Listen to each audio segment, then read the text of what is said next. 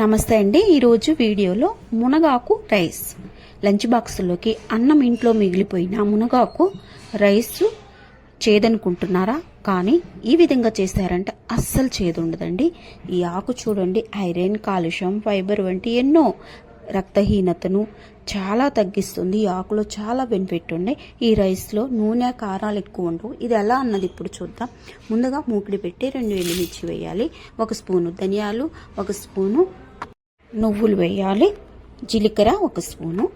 ఇలాగా ఇవన్నీ దూరగా వేగాలండి.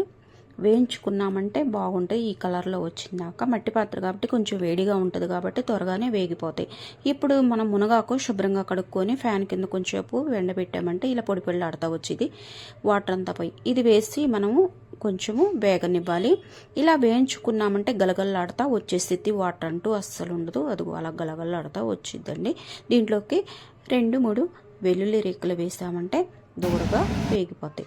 ఆరిపోయిన దాంట్లో ఇలాగా గ్రైండ్ చేసుకోవాలి మెత్తగా పొడి. ఇలాగ గ్రైండ్ చేసుకొని మనము పక్కన పెట్టేసుకొని ఒక కళాయి పెట్టి 1 స్పూన్ ఆయిల్ వేయాలి. 1 స్పూన్ అంటే 1 స్పూన్ అండి. 2 ఎండుమిర్చి రేకులు, 1 స్పూను ఆవాలు ఇలాగా చిటపట అనాలి. 1 స్పూను మినపప్పు, 1 స్పూను పచ్చిపప్పు ఇవన్నీ వేసి బాగా వేయించుకోవాలండి.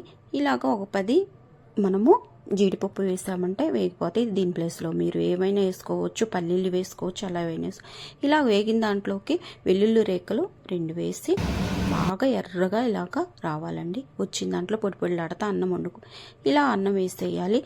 అన్నం మనం ఏదైనా వేసుకోవచ్చు పొడి పొడిలాడుతా.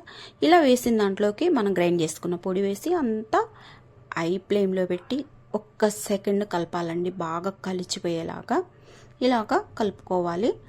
మొత్తం కింద నుంచి పైకి కలుపుకున్నామంటే అంతా కలిసిపోయింది.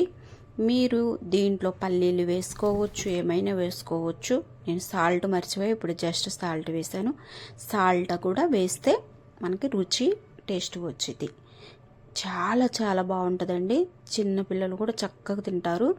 ఇది మునగాకు అన్న ఉండదు అసలు, అంత బాగా ఉంటుంది.